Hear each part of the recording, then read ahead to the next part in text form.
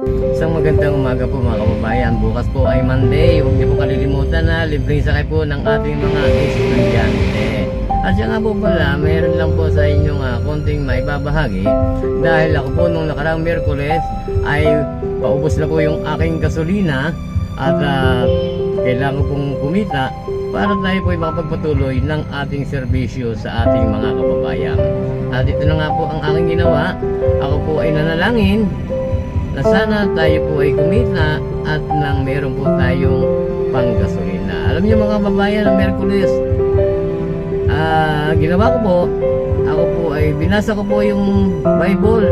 Alam niyo po ang nakita ko doon, Jeremiah chapter 29 verse 11 to 12. Ang sabi po doon, ito ay nakaplano na sa inyo, huwag kang matakot dahil ito ay makakabuti sa iyo.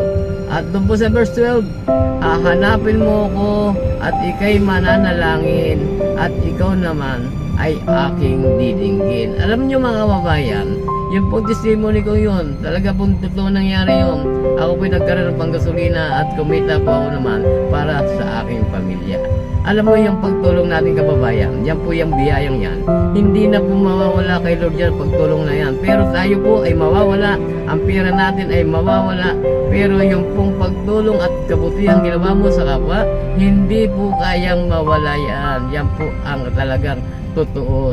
Kaya nga po sinasabi ko sa inyo, mga kababayan, sana pag dumaan po sa inyong Facebook account nyo ang Arangkada sa kanya, napakalaking benepisyo po yan, panuorin nyo po at nang lalo po tayong makatulong at i-share nyo po sa ating mga kilala, kaibigan.